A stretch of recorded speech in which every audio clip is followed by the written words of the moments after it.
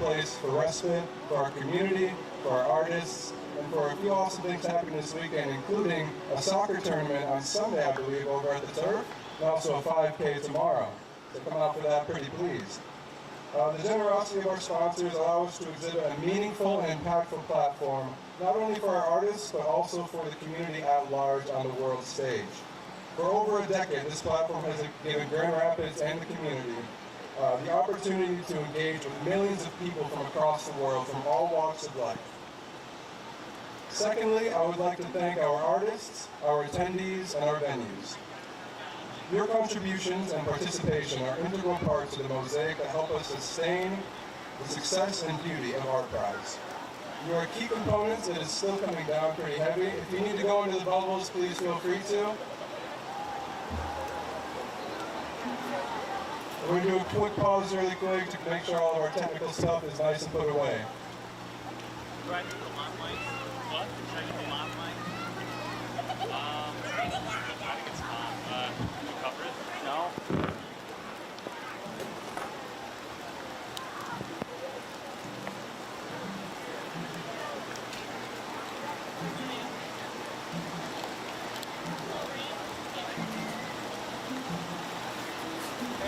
Yeah, baby.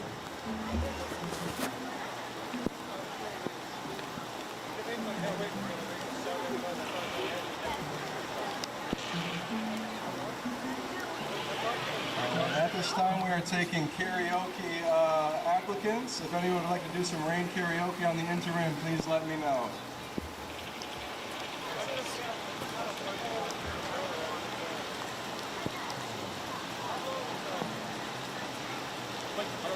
This is actually kind of a cool sight, man. All those people underneath the bubbles right now. I feel like we got a community going on down there. Make some friends. Say hi to the people next to you, you know.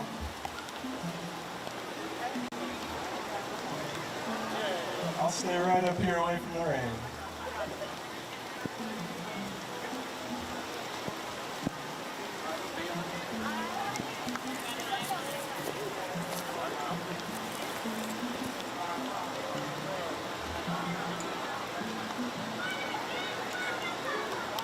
So I guess you can talk about the bubbles by Atelier Sisu, I think it is. Downtown Grand Rapids Incorporated actually brought those in for us, so you can thank them for staying kind of dry right now.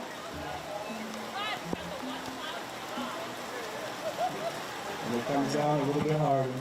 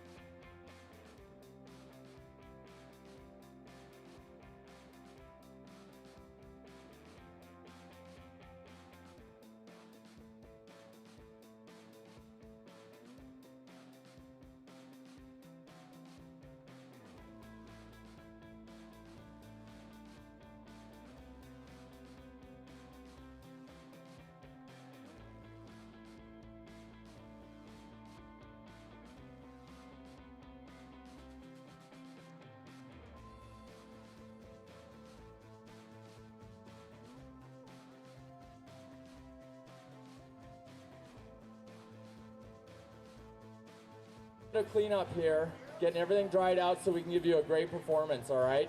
So here in about 7 minutes, I'm going to invite Pedro back up, give him a huge round of applause when he comes back up here, and we're going to get this show rolling for you.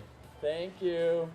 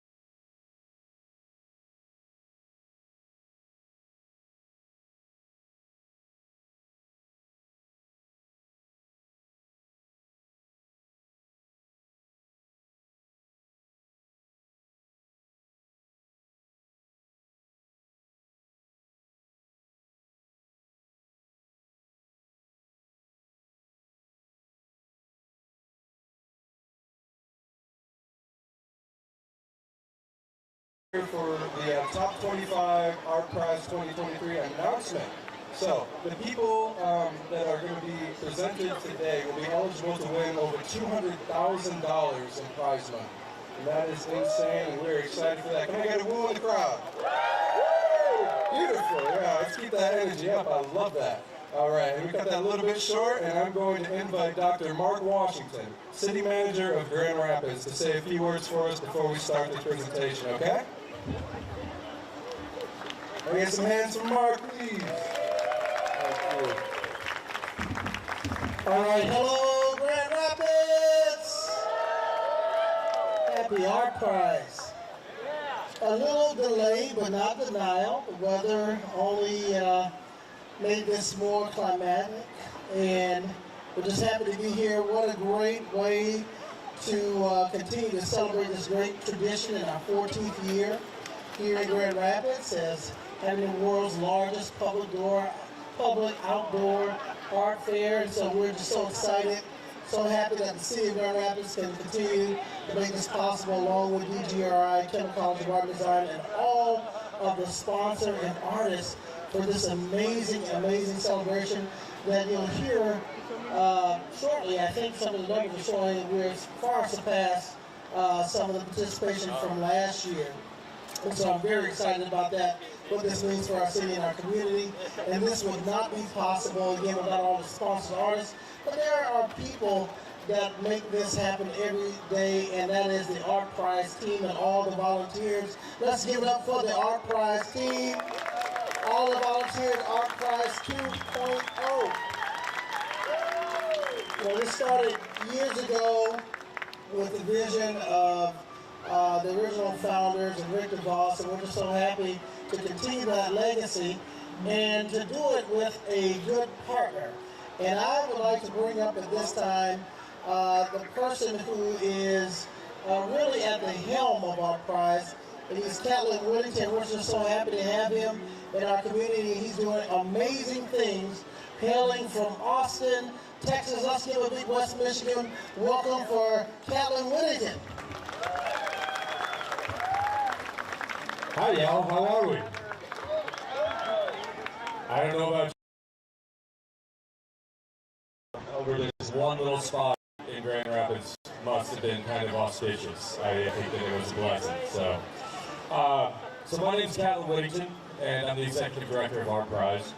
I'd just like to give a huge thanks as we start to the City of Grand Rapids and Downtown Grand Rapids, Inc., Kendall College of Art and Design at Fair State University, as well as our sponsors of this event, Rockford Construction and Corewell Health and Priority Health, who have sponsored the ArtPrize Oasis over here. So big round of applause for our sponsors and supporters and the leadership that's working to make ArtPrize the next iteration of ArtPrize as we take it forward for the next 15 years.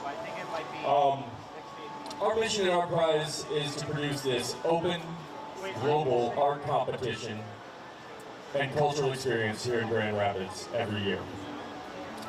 And an application that really means people engaging with the art, artists engaging with people, venues curating those exhibits, and all of us working to enrich each other through this collective experience. So collectively, this is a culmination of tens of thousands of hours and lifetimes of passions as these artists share their vision with us. And for this, we're grateful. I wish I had a day to sit in front of a single work and tell you what it means to me. I've had about 6 months to digest what this event means to the community and those involved and try to synthesize that vision as best I know how. And I've had about 9 days to try to digest as much of the 700 works of art that are so graciously shared with us by these participating artists. So each work is a conversation between artists and the viewer. So ArtPrize has always been about conversation, and I've had many conversations over the past 9 days about art, relevance, importance, and what it really means. What does it mean? I don't know. You tell me, that's what we're here for.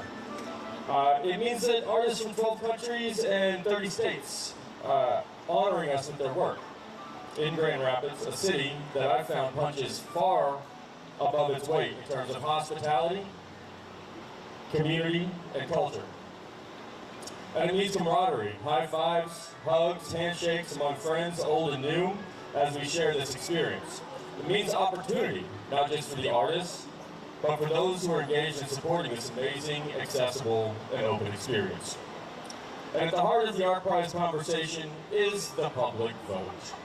That's what we're here for, right? The lottery? We're here to... Did we bring the lottery balls? The amazing thing about democracy is that it's participatory, and it's clear in terms of leadership sometimes, more clear in terms of leadership. It's more challenging when it comes to representing collective artistic taste. But the people have voted. 31,500 votes have been cast in this first round of the competition, reflecting the public's curatorial palette. And for this, we are grateful. And 25 artists at 25 venues will move on to the second round and be eligible for the grand prize of $125,000.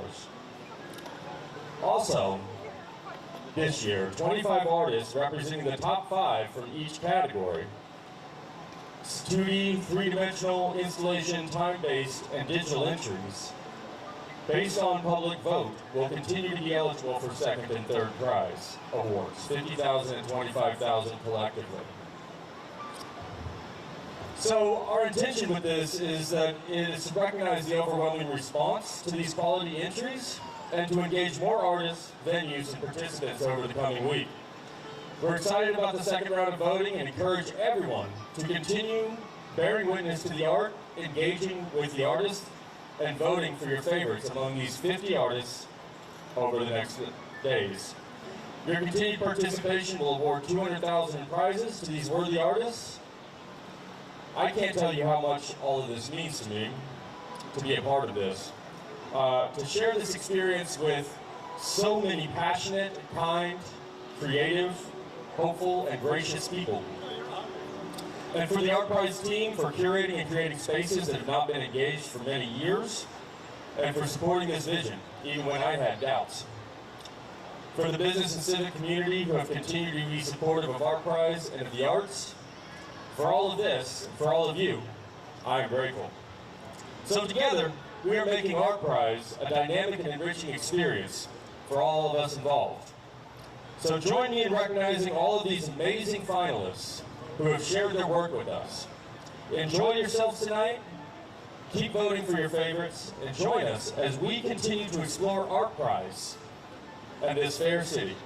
We look forward to seeing you in 1 week when we announce the winners of this next round of voting and this year's ArtPrize. Thank you for your participation. We're going to dive in and announce the finalists. Thanks. All right. Thank you, Carolyn Whittington, our fearless leader, and just an amazing person and a very knowledgeable person. He's helped me a lot throughout this entire experience, and we're grateful to have him on the team. As Carolyn said, a little feedback there. As Carolyn said, there are going to be 2 sets of 25 finalists. Now, the first set that we're going to list off will be eligible for the first, second, and third prize, $125,000, $50,000, and $25,000. The second set is only going to be eligible for the second and third prize of $50,000 and $75,000. Okay? Now, how we're going to break this down is we're going to go over the first round, and then we're going to break it up in the middle with our community awards. We have our Asian Artist Award, and then we have our Artista Latino Award. And we're going to have a couple of guests to help us present those as well. Okay? Now, to help me present this first list, the one eligible for the grand prize of $125,000. That's $125,000, folks. Going once. Twice. Who wants to do nothing? You, I got it right there, sold. Okay, it doesn't work that way. I'm joking. It's a joke. All right, but that said, I'm going to welcome up our Director of Exhibitions, Jolie Kirkikis Casares, to help me present the top 25. All right.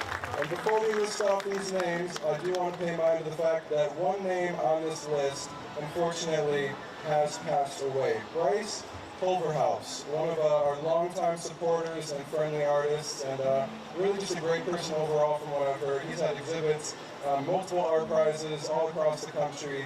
He's on this list, and we wanted to take a minute to pay mine to him and all he did throughout his life.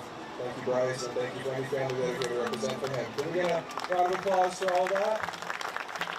Thank you, folks. I appreciate that. All right, and to start out, Jolie's going to kick off the first 5 for us, and I'll do the next 5, she'll do the next 5, and we'll go from there, okay? Hello, everyone. Amy, wherever Amy is, had produced a very wonderful slideshow to go along with this, but our screens did not like the rain that we got, but please follow along and we will list everyone out. So, starting off first, we are very excited to continue voting for Raining Wisdom by Abdullah Kandi. Cosmic Depths, a triptych exploration by Abraham Sudan. Yay. Time at Stonehenge by BC Clay Art. The Burbs by Brandon Johnson. Black History Series by Bryce Culver House. All right, continuing down the line, we have Guidance by Chanel Joseph. Technophobia by Christopher Shields. Light in the Dark, Photography of Myth by Cultureverse Presents Myth. ArtPrize by David Kale. And Exploring the Infinite by David Strickland. I'm glad you made it, David. Next we have Dancing Sky by Gina Wolfram. Novo Cubism by Gregory Urban. Paint the Calder by Howard Wright. Evolve by Jesse Douglas and Sorcier Daviti. The Heart of Our Nation by John Brummel. And we have A Love Story by John Newick. Lift the Sky by Julie Weaverling. Sure. Perfectly Imperfect 2.0 by Karen Dixon. What's Not Cool About a Dragon by Michael Point. Elevated Serenity, a paper symphony of blooms and balloons by Michelle Boudreau. And finally, for this set of 25 artists, we have Yemenite Reflections by Michelle Sider, Tale of 10 Dresses by Rebecca Hughes. I knew you'd be here. Count on Me by Ryan McAllister, This Michigan Smiles Project by Sarah Seberg, and Michigan Light by Tom Gifford. Awesome. Thank you, Jolie. And I think we're going to keep you up here, actually, for this next segment as well. But we're going to stop and just so we go over it again. That first list we just went over is eligible for the first, second, and third prizes, okay? So now we're going to switch over and talk about our community awards. So we invite Carlos up if he's around here. Carlos is walking up right now. And he's going to talk about the Artista Latino Award and give a few words. Thank you. How's everyone doing today? Good, good. So, my name is Carlos Martinez, and I am the Director of Development at the West Michigan Hispanic Chamber of Commerce. And for those of you who aren't aware, we're actually right smack in the middle of Hispanic Heritage Month right now. And, yeah, thank you. And the Latino community is really extremely diverse. And I think that the winning artist of the Artista Latino Award really exemplifies that. Although he's currently based in Traverse City, Michigan, the roots hail from the Bronx, New York, right? And the Bronx, New York is known for a few cultural phenomena that have impacted the globe. One of them is hip-hop, right? Celebrating 50-year anniversary right now. And, yep, I love hip-hop. I think that's it for you too. And through one of its elements, which is graffiti art, the artist became inspired into becoming an artist, along with visiting museums around New York City. And so I think it's great that events like this allow young people across West Michigan to also be able to gain inspiration, right? And the artist is named Johnny Camacho. Don't know if you see it, and the piece is called Identity. And so it's inspired by his roots, the Inca roots of South America, but also the Taino roots of the Caribbean. So if you have a chance, I strongly encourage you to go check it out. It's at the Bog. And he is the winner of a $4,000 award as well. So we're extremely happy to announce it. And I hope to connect with you soon. Thank you. Thank you, Carlos. And congratulations, Johnny Camacho. I hope you're watching this. Next, I would like to award the Asian Art Award to the most voted for Asian descent artist. And I would like to welcome and congratulate Harminder Boparai as the $4,000 winner for the Asian Art Award. Yes, my friend, that is you.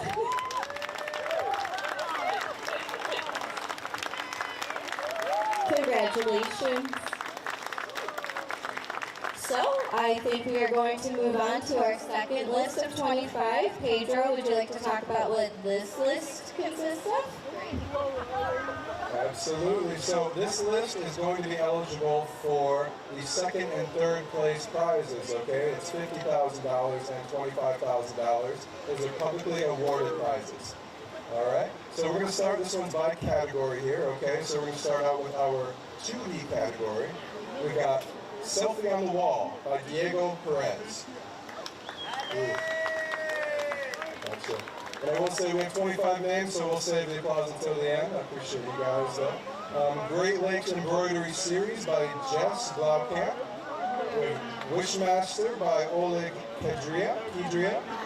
12 Drummers Drumming by Paul Van Heest. An Iris Collection of 5 by Peggy Slaughter. We also have Fly Again by Andy Saxteater, Tracy's Garden by Brent Noth, Fintanium by Joel Gittrich, Michigan Eden by Pasha Ruggles, The Lost Monarch Angel by Terry Mazzola. And this was for 3D. And for the installation category, we have After Party Guests by Harminder Boparai, Reclaiming the Orient, Garicini by Masa Alafar and Michael Powell, Two-Faced by Rainer Walter, Final Stand by Scott Eichmann, Journey with the Messengers by Vivian Non-Grady. This is in the reverse order in which we practice, so I'm sorry if I mispronounce this part. Andy Lakia by Andrew Caldwell, We Are All in This Together by Bradley Tucker, International Living Statues by the International Living Statues Champions, I Am Krista Chameleon by Krista Krautner, and Memory Room 302 by Shrow is the collective name, but Sarah Walsh, Derek Van Heel, and Michael Rao.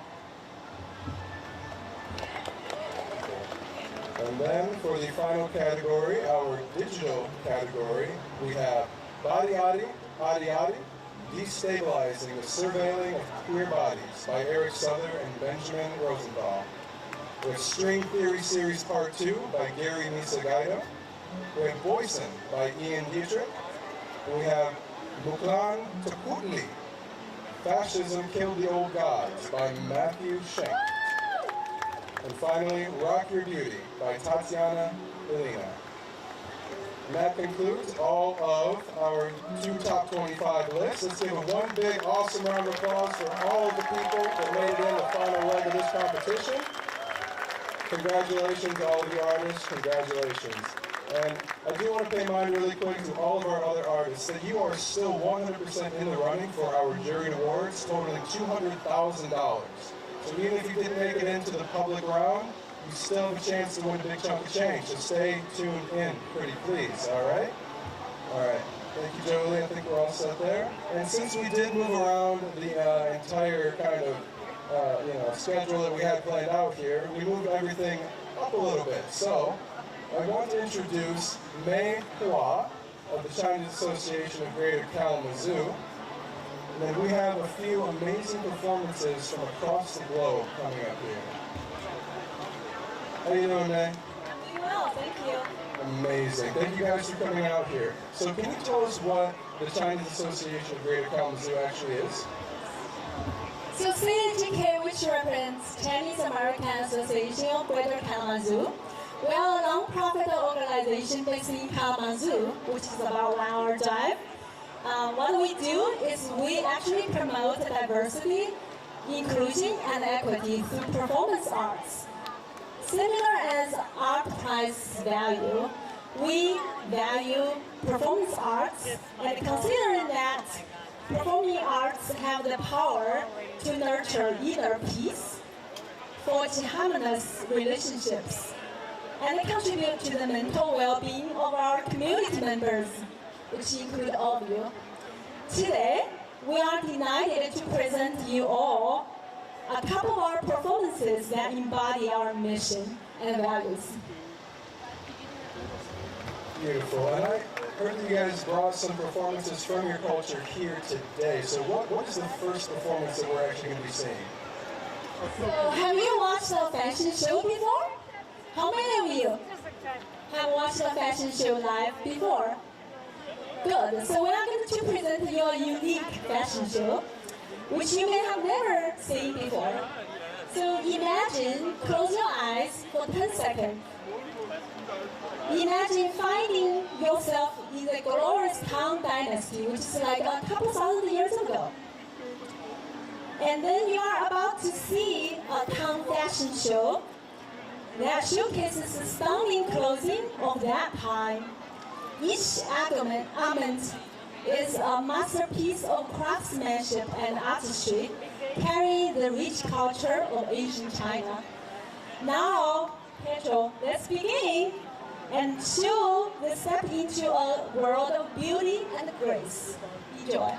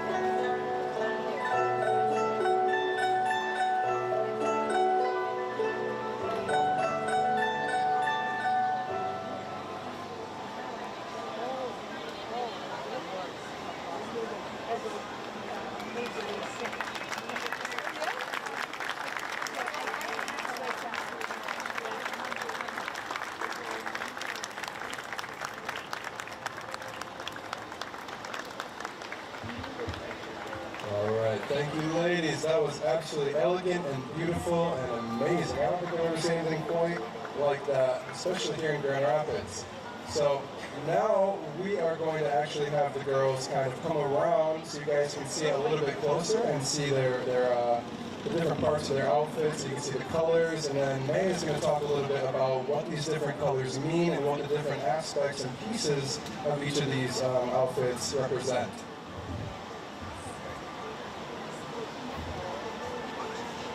So yeah, so as you can tell that from here we have different colors. There's only one that is red, and that's not here currently. So red is special in China, just so you know. They are going to walk around, and some of them is going to hold a tea and walk to the audience. If you would like to taste the tea ceremony tea, which presented at the morning show this morning at the Fox News, then they are going to hand the tea to you. But if you're not interested, you can observe their clothing. So red is special in China.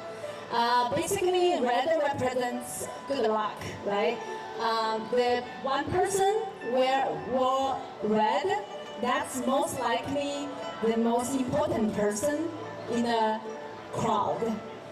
And then, some of those clothing would have animals on their clothing. If it's dragon, that means it's emperor. So obviously, we actually did plan to show male and female clothing in Tang Dynasty. The reason that the men's clothing is not here is because it actually takes longer to make male's clothing. So they did not arrive in time. And now let me introduce some of the elements in their clothing and their accessories. So you can see most of their clothing have wide sleeves. And the wide sleeves is very popular in Tang Dynasty, which is thousands of years ago. What it does, it adding comfort and the style to the attire. The width of the sleeves can vary depending on the style and the occasion. So, Pedro, which part are you mostly interested in? Most interested in? Probably the animals, I want to say. I always see the different animals on the different Chinese, kind of like on the maps and all the different flags, and also the different kind of embroideries. And I've never known. So could I like put a dragon on my suit if I was in China? So Pedro, I imagine you want to be an emperor. So in China, if you want to put a dragon on your clothing, that means you want to be an emperor. But if unfortunately you are not, and you put a dragon on your clothing, well, I would say good luck. Because the emperor might be angry with you. I don't think she believes in me, folks. That's okay. It's all right. Pedro 2028, I'm running. I think president is equivalent to emperor, maybe. I don't know. That's also a joke. It's all right. Vote for Pedro, but not really. But yeah, that's fun, though. But thank you, ladies, again for coming out, and thank you for presenting this beautiful display of culture from the other side of the globe that I think a lot of us probably wouldn't be able to experience without them coming and bringing it to us here today. So thank you so much. And what else do we have today? I know we have 2 other performances, so what are we looking at next? Yeah, so how many of you has watched a Kung Fu movie before? Including you, Pedro. Yeah, how many of you wanted to become like a master in Asian century? A lot of them, actually. So next, we invited Mr. Li, who is actually a superstar in China, in the martial world. So as you know, Chinese Kung Fu is a very dynamic art.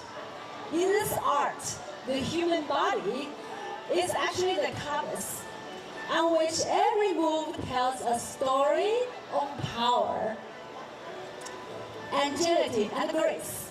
Tonight, our star performer, Mr. Li, he's ready. Okay? Kung Fu is the highest form of martial arts, but it's also an athletic artistry. You can practice at home. Possibly it's not as good as Mr. Lee tonight.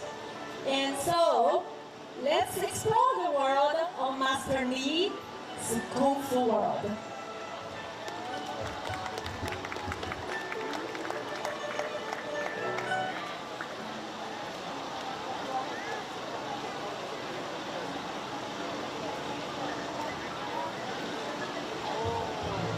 Give us 1 second here, folks.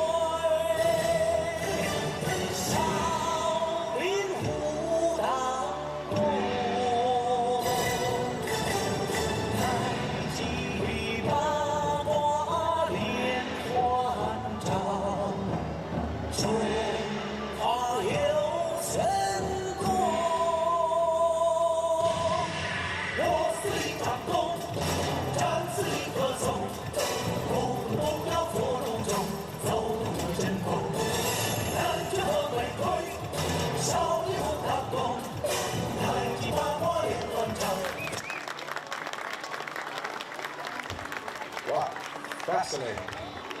That is really cool. I think I was almost expecting like 2 people to come out and do like a kung fu match style. So was that more of like a symbolic kind of showcase of the skill, or explain that a little bit more for us what we just saw? Sure. So as you can tell, there are different variety of Kung Fu. There's Shaolin, if you have watched the Kung Fu movie Master. And there are some other different types of Kung Fu as well, which I need to do some research. Yeah, so here we have our Jenny Gold, who is actually a very famous actress back in China. And I'm so honored to present her for last performance, which is my favorite. So it's called a Peking opera. Peking opera, is that correct? So we're going to get singing here. Is that correct? Are you going to sing, or what kind of opera is it? Because I think we're accustomed to operas in the United States, like loud, lady kind of screaming and sounds beautiful. Is that kind of opera? Yeah, so it's a Peking opera dance. Yes. So the singing part is obviously very enticing, but I can tell you the dancing is even better. So Peking opera, also named the Beijing opera, is an Asian China performance art. It made its first appearance in Beijing, guess what? More than 2,000 years ago, back in 18th century. It combines singing, acting, and dancing. What we offer today is one of its dances called Pear Blossom. It's a very famous love story because, the main actress is actually the legendary beauty in China. It's one of the top 4 in the world. So please enjoy.